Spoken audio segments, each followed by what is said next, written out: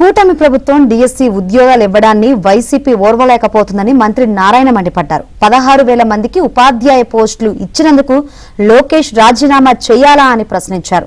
YCP దీక్షలను సొంత party వాళ్లే వ్యతిరేకిస్తున్నంటున్న మంత్రి నారాయణతో మా ప్రతినిధి Mahesh face to face. AP వ్యాప్తంగా వైసీపీ నిరసన దీక్షలు చేపడుతుంది. డిఎస్సీలో అక్రమాలు జరిగాయని మంత్రి లోకేష్ రాజీనామా చేయాలని డిమాండ్ చేస్తున్నారు. దీనిపై మాట్లాడేందుకు మనతో పాటు మున్సిపల్ శాఖ మంత్రి నారాయణ ఉన్నారు. వారిని అడిగి మరిన్ని వివరాలు తెలుసుకుందాం. ఏమంటారు సార్ ఈ దీక్షల మీద? వీటి మీద అంటే దేనికి రిజైన్ చేయాలంటే 16,000 మందికి ఉద్యోగాలు ఇచ్చినందుగా 16,000 మంది టీచర్లకి ఉద్యోగాలు ఇస్తే 16,000 కుటుంబాలు ఎంతో ఆనందంగా ఉన్నారు. వాళ్ళ ఆనందాన్ని చూడలేక ఈరోజు వైసీపీ వాళ్ళు, అంతేకాదు యాక్చువల్గా వాళ్ళు 5 సంవత్సరాల్లో ఒక జాబ్ అంటే ఇవ్వాల. ఈ ప్రభుత్వం రాగానే వెంటనే యువనాయకుడు లోకేష్ అనేక కోర్టు ఇష్యూలు ఉంటే వాటన్నిటిని సున్నితంగా సాల్వ్ చేసి సున్నితంగా మళ్ళా ప్రాబ్లమ్స్ రాకుండా ఇచ్చారు. వాళ్ళ ఆనందాన్ని వీళ్ళు చూడలేకపోతున్నారు. అంతేకాదు త్వరలో జాబ్ క్యాలెండర్ రిలీజ్ చేయబోతున్నారు. దాంట్లో నేను కూడా మంత్రి నా సబ్ కమిటీలో అంతా కంప్లీట్ అయిపోయింది. దాంట్లో మళ్ళీ టీచర్ పోస్టులు వస్తున్నాయి, పోలీసు వాళ్ళకి పోస్టులు వస్తున్నాయి, అనేక మందికి జాబ్స్ వస్తున్నాయి.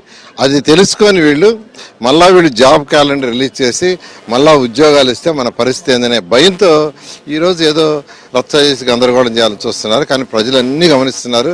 ఖచ్చితంగా ప్రజలే బుద్ధి చెప్తారు. సార్, ఇప్పుడు కొంతమంది వాళ్ళ పార్టీ మాజీ మంత్రులు, మాజీ ఎమ్మెల్యేలు, అలాగే కార్యకర్తలు, నేతలు కూడా పాల్గొనడం లేదు.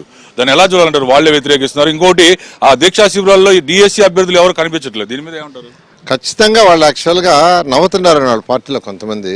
ఎందుకంటే ఇట్లాంటి అంటే ఏదైతే సక్రమంగా జరిగే వాటిల్లో మళ్ళా వచ్చి అది చేయటం ఇచ్చేయటం అంటే అసలు ఈ వైసీపీ ఉన్నంతకాలం మనకు ఉద్యోగాలు రావు నిర్ణయించుకున్నారు. కానీ ఈ ప్రభుత్వం వచ్చిన తర్వాత ఎన్డీఏ ప్రభుత్వం ఎప్పుడైతే ఫస్ట్ ఇయర్లోనే 16,000 ఇచ్చామో మిగతా వాళ్ళందరికీ నమ్మకం వచ్చింది. సో ఎవరి ఉద్యోగాలు ఇస్తారు, మనకు ఉద్యోగాలు వస్తాయని ఆ ప్రశాంతత ప్రజల్లో ఉండకూడదు అనే ఒక సైకో మెంటాలిటీతో దే ఆర్ డూయింగ్. కోర్టులు ముట్టికాయలు వేస్తున్నాయి ఒకవైపు, అయినా కూడా వాళ్ళ పద్ధతి మార్చుకోలేదు. దీని మీద ఏమంటారు? కోర్టు ముట్టికాయలు వేసినా ప్రజలు చీకొట్టుకున్నా వాళ్ళ నైజం మారదు. వాళ్ళంతే. అందుకనే 11 సీట్లకు పరిమితం చేశారు. ఈసారి 0 అవుతాయి. మొత్తం మీద చూస్తే వైసీపీ కుట్రల్లో భాగంగానే ఆ క్రెడిట్ ఏదైతే మంచి కార్యక్రమాలు జరుగుతాయో ఆ వెంటనే ఇలాంటి కార్యక్రమాలు చేపడుతూ ప్రజల్ని గందరగోళం సృష్టిస్తున్నారని, రాష్ట్రంలో శాంతి భద్రతలకు విఘాతం కలిగించేందుకే ఇలాంటి కార్యక్రమాలు చేపడుతున్నారని మంత్రి నారాయణ చెబుతున్నారు. ఇది పరిస్థితి. వేడి శాంతి మహేష్ బాబు, ఏబిఎన్ ఆంధ్రజ్యోతి, నెల్లూరు.